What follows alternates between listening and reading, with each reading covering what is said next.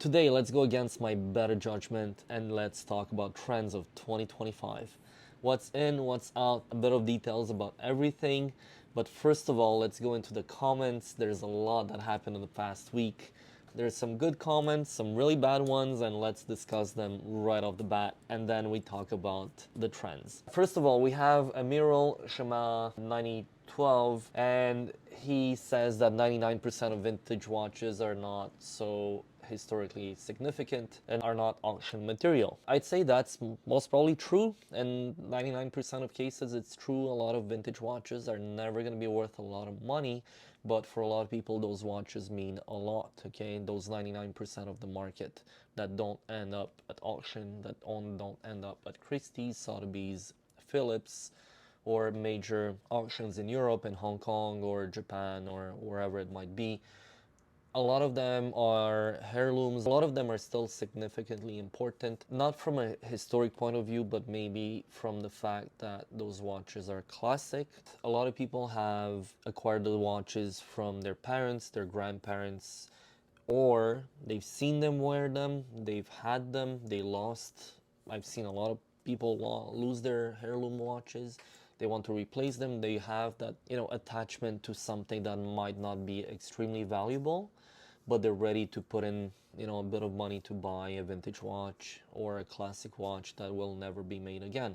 And that's why they're historically significant, not by the value or the fact that they reinvented something or someone really famous on them, but by the fact that a Constellation from Omega, or a regular Datejust from the 60s that's very clean, that has a bit of a special dial or a perfect case with a perfect dial, is still very important to someone that might collect them, to someone that wants to have a clean watch from the era. And it doesn't always mean value. A lot of people that are actually in the market right now are attracted by the monetary value of the watches they own or that people own. One of the first questions I ever get is, what's the biggest value watch you own or that you had or whatnot? And obviously that's not so important at the end of the day. For many people, it's just a number. It doesn't change your life. It doesn't change mine telling you any of that. What changes your life though is knowing about those watches. And that's where the significance of those watches become really, really important. It has to do with what you like, with what your knowledge is about, and how much you dig into that knowledge. Obviously, a lot of people right now are extremely superficial. They're very TikToky, they listen about YouTuber or TikToker saying something for 10 seconds, and then I see it in my comments. I see it word for word what a TikToker is gonna say in my comments here. And it actually becomes very stressful for a lot of people not knowing where they're heading in their collection, because basically we're going to talk about that in a future video. But it's very important for people to actually focus on something. If you have that focus and you're not distracted by all the noise around you, you can actually become knowledgeable about watches, like a bit like I did. I'm focused on what I like, I'm focused on what I do, and I do see a historic significance in a lot of watches that many people just might be like, doesn't look like anything, but they might be important in terms of design, in terms of the movement, in terms of the dial, how rare the dial is. Again, if you've seen the same dial 50 times, and then few of those, I don't know, enamel dials or really cool white or black dials on certain watches that you've never seen before appear, well, then that's very significantly important when it comes to those watches. And it doesn't have to be something that's extremely valuable, but it's extremely rare nonetheless. And it might be extremely valuable for you also nonetheless, because of what you know and because of what you deal with. Anything that you're gonna do in your life, you need to understand where we're coming from and where we're going in order to understand the future trends, the future demands, and that's what we're gonna talk about with the trends of today. Everything is interlinked. You might not like vintage, you might not like modern, but they're all interlinked by their history, by their design composition. You see the evolution in certain things, and so many things all together. Okay, moving on to a next comment, which kind of ties in with what I do. So I do sell vintage watches. You have to understand that vintage watches are worn, and then I'm gonna go to the comment. And I like watches that have wear, that are honest, that are not modified in any way. Although right now the trend in vintage, especially vintage, anything that has to do with Rolex, Speedmasters, anything that's really classic, that's been polished, that's been mangled, that's been, you know, pretty much destroyed in the past, now is, it's basically possible to weld, to, you know, to recut, to refinish to a standard that's very high, and that's even better than what it was originally. Does that make a watch more interesting to me? No, I'd rather have a watch that starts by being really good to start with, okay? It's good, it's unpolished, it's been worn, but it does have wear. Ideally, we'd like them new old stock, but I mean, 99.9% of watches out there have been worn at some point in their life, so there you go, and that goes with the comment here. So I have here Highway Star 3780 saying that I'm full of shit and saying that I am showing watches that, according to him, are marketing scams and are worthless. Yet I'm selling them for ridiculous prices. Who's gonna pay him what he's asking for when those scratched up pieces of junk, whatever? This video is a contradictory joke. Actually, that's what it comes down to, you know. Most of those watches have lost a lot of value. Doesn't mean that someone just takes an object, puts it in a drawer and forgets about it. That's not what happens. A lot of those watches have had a huge value in this video, okay? When I'm talking about a lot of watches that have lost a lot of value. When we're talking of watches that have 30, 40 years of wear, obviously they might be, you know, in different conditions. Not a lot of watches are perfect. We can sometimes polish them a bit, but again, it's not what I'm doing with many of my watches. I'd say most of people that actually only own one watch will wear it all their lifetime and they become extremely beat. You have to understand that a lot of the watches that I have on the website, yes, they do bear marks, they do bear scratches, they might have sometimes little marks on crystals that we cannot get on the secondary market. And you want a perfect watch that's 30 years old or that's 20 years old, it's almost impossible. And when we get into the real, like, old vintage stuff from 50, 60, 70 years ago, that becomes an almost impossibility, including new old stock watches that might have been in a tray for, I don't know, 50 years, okay? Those watches, you know, by opening the tray, even though they're like individually packed, they might have scratches and scuffs and everything. I don't do touch-ups on those. There's no reason for it. There's no way I'm ever gonna do that. And look, honestly, if you're looking for bargains, I'm most probably, you know, because we're talking prices and you're saying how scammy I am or whatever, if you want to do that, that's fine. But as a matter of fact, I know that I'm one of the cheapest dealers out there on the secondary market that owns a store, and I'm really, really competitive. That's why I sell 3-4 watches a day. That's why people are happy with the services that I'm actually giving to people. So you can call me out all you want. You know, people are still happy with what I'm doing, with what I am about. And if you find that, you know, a watch that's 20 years old is still worth $2,000, well, that watch might have been $6,000-$7,000 back then, which in today's money would transfer to maybe $12,000 in today's money. So yeah, there's a certain depreciation there. There's certain things that you people might not like when it comes to secondary market. A lot of dealers out there polish watches, they're over polishing them in many cases.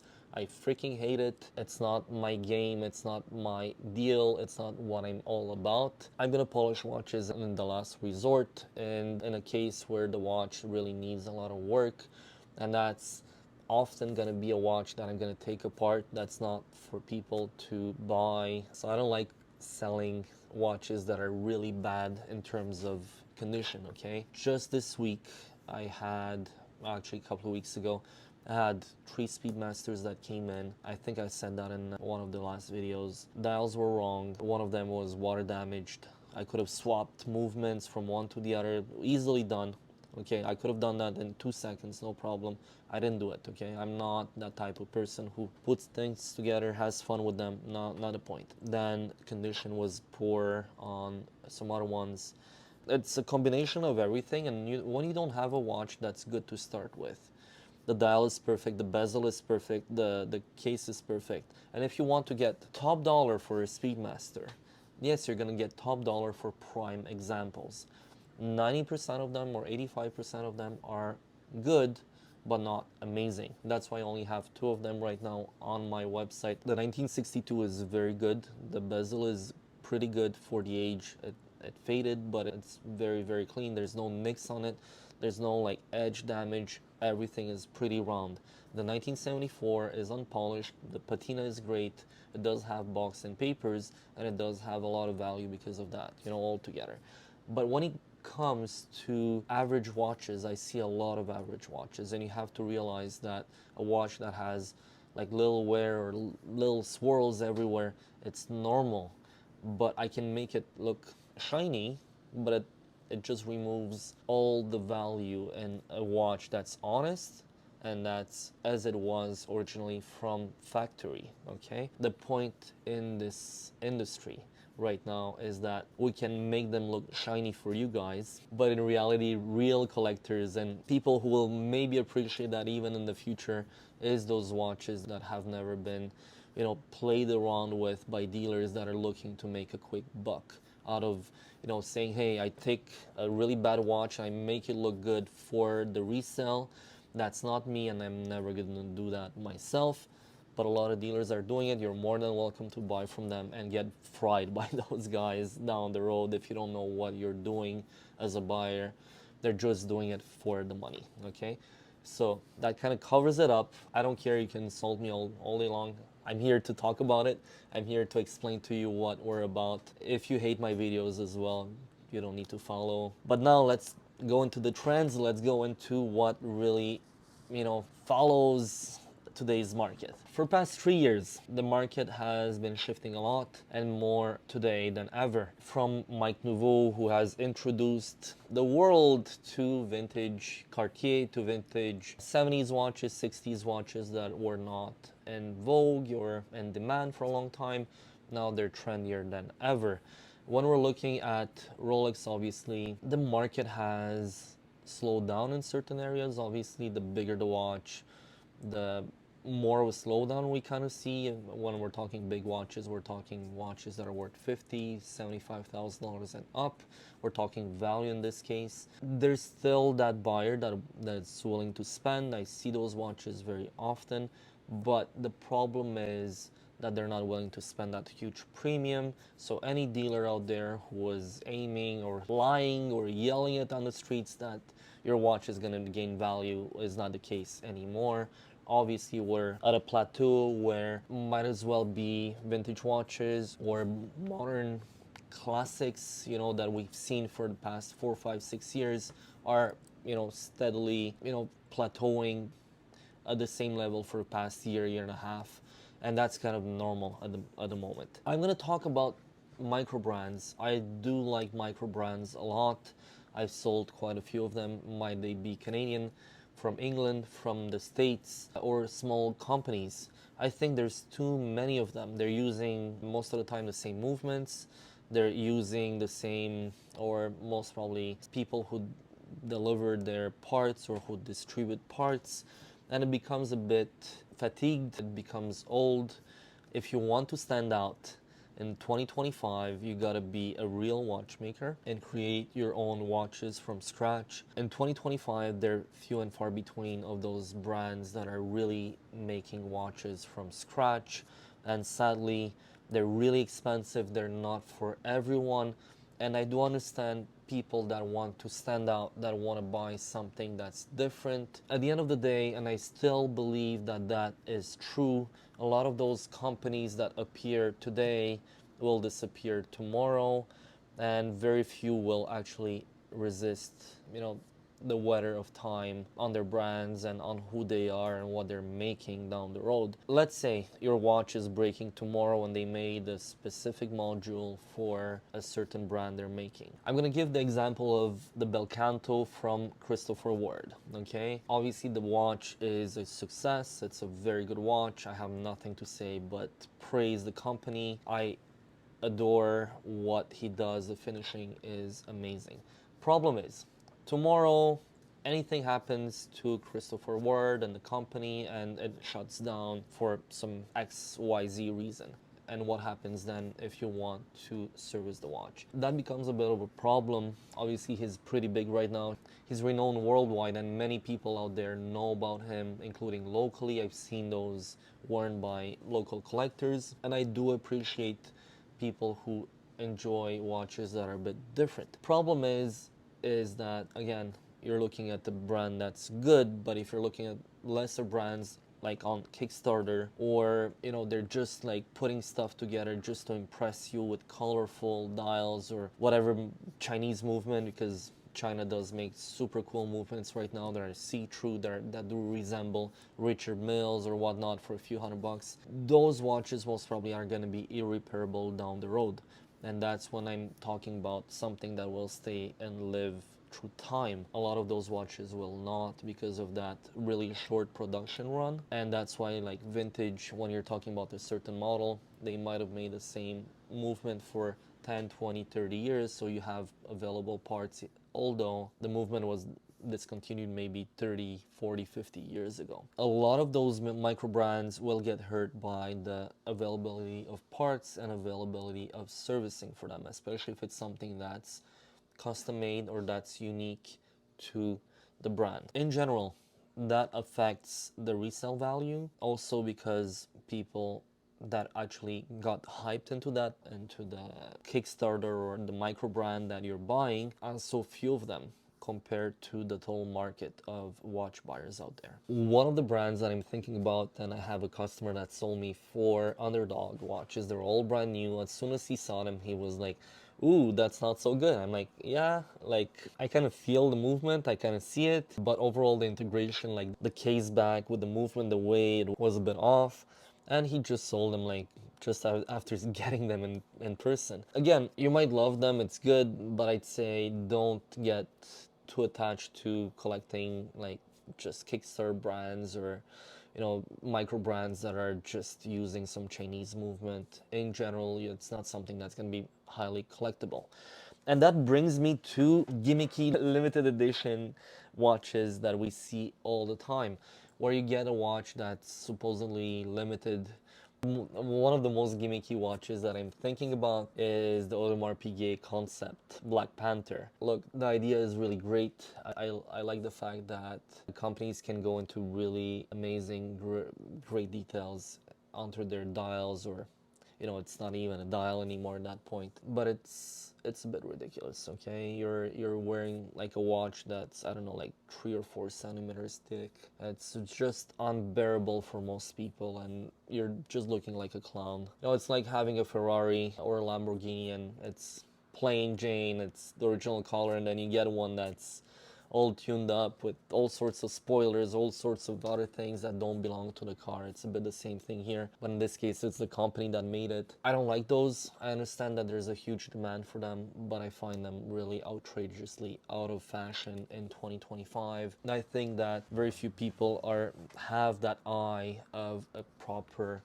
concept, of a proper design that will be timeless in the future. A lot of those limited editions, you even see them from Rolex, like the Celebration. I do like the Celebration for what it represents for me, for the fact that it's basically very colorful. Rolex never did that, and it's a bit of a fuck you watch to the whole industry that Rolex did, but they discontinued it, so most probably I'm never gonna get one. I'm not ready to pay 4 or 5 times the price of a regular watch just to get a Celebration dial, and I'm not gonna be modifying one just for the heck of it. It's not a point. It was just for something that Rolex did, but to me it represents who I am.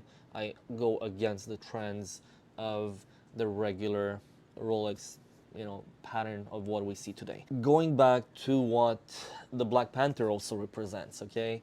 Big watches are really not trendy today. Maybe in certain areas of the world they are. I went to Japan a few years ago, and a lot of people there, including dealers, I knocked on many doors, I went to so many places, I don't know, tens of different watch shops were in Tokyo. And when you're in Tokyo, I dare you to ask them for a bubble back. There's no more bubble backs on the market there, but they were I'd say for a very, very long time, they were the biggest buyers of those bubble back Rolexes from the 1940s, early 50s, with the big bubble backs that are up to 36 millimeters. I find those watches extremely attractive, especially if they're clean, especially if they're really in their original condition, original dial and everything.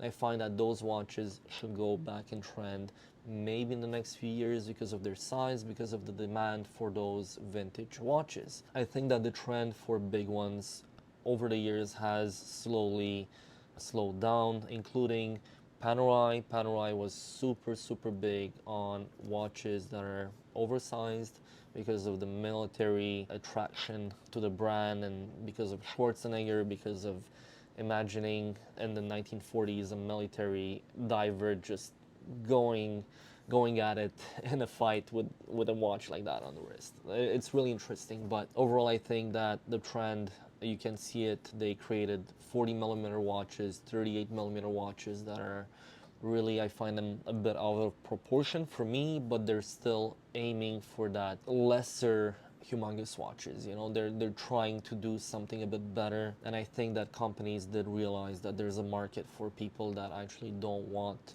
something that's extremely big on the wrist. A lot of the brands right now are trying to become very different, okay, by changing dials, color dials, and that's part of their limited editions or something that's, they're not going to last for a long time, especially when you go to the bigger brands out there, but including the smaller brands.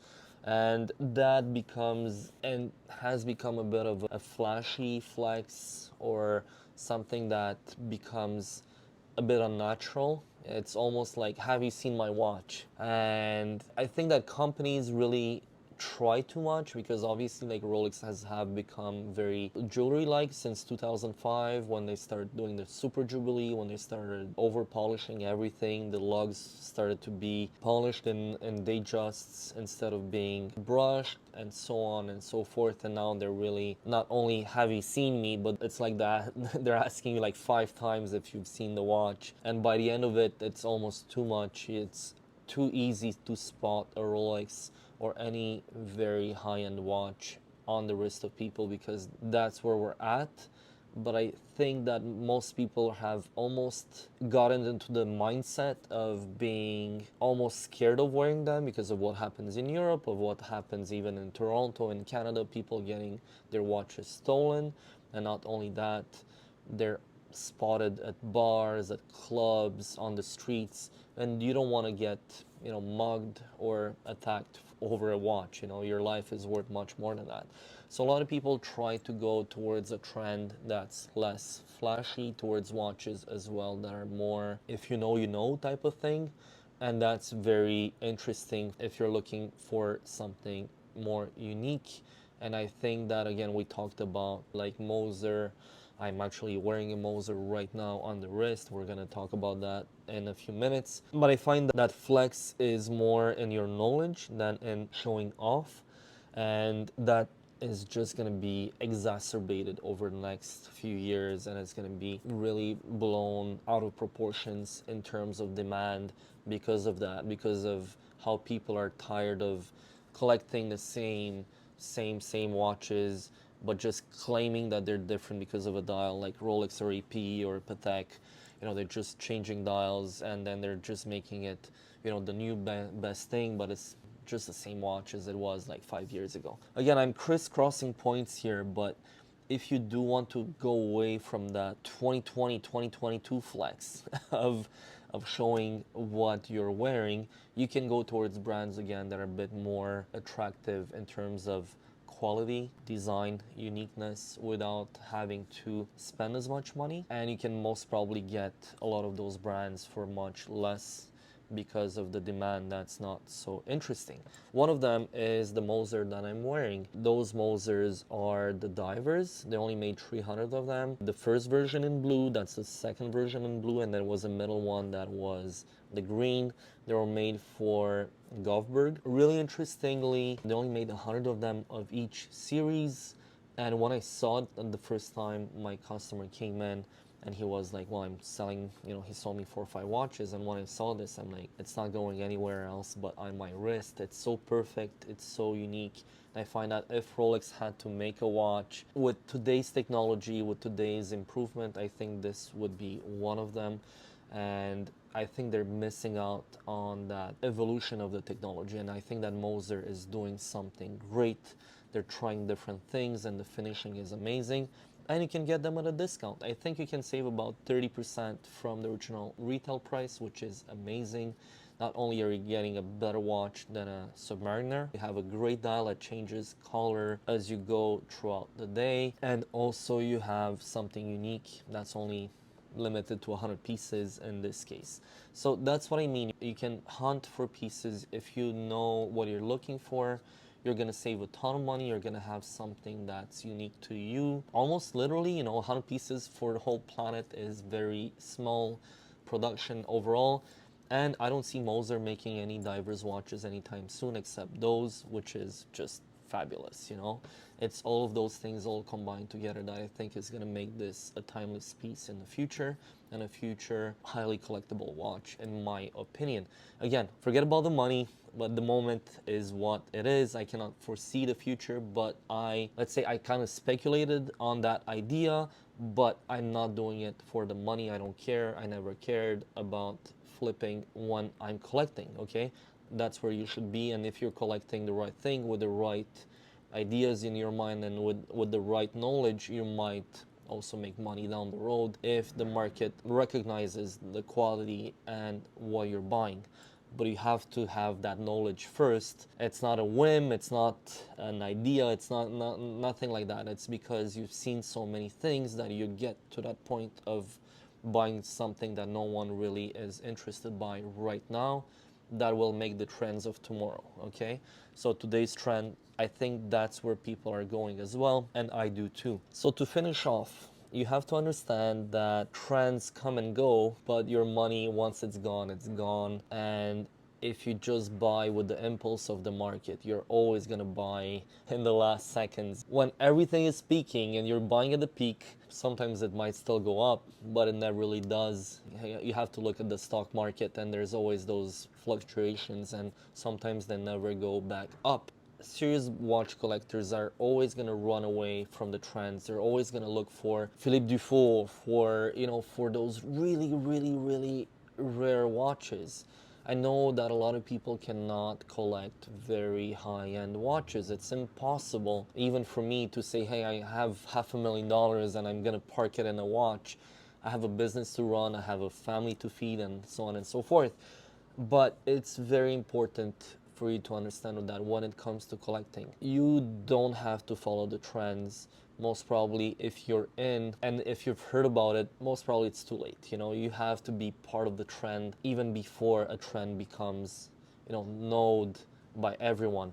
That's what it is with watches, that's what it is with anything else. But it's never too late to actually buy something that not a lot of people know about. And that's what it is. You have to keep your knowledge up to date. And money is not going to do it, okay? And your personal interest will do it. And that's what will create the trends of tomorrow. For me, I kind of see what trends are going on today and what is dying, what is in. But I want you guys to tell me, what do you think of the trends of 2025? What do you think is missing, or I'm missing out, that would maybe go in trend or out of trend in the next few years? Let me know in the comments. I hope you liked the video, and hopefully, if you want, let's have a chat in the comments in the next week. Thank you very much, guys. Enjoy the week, and see you next week.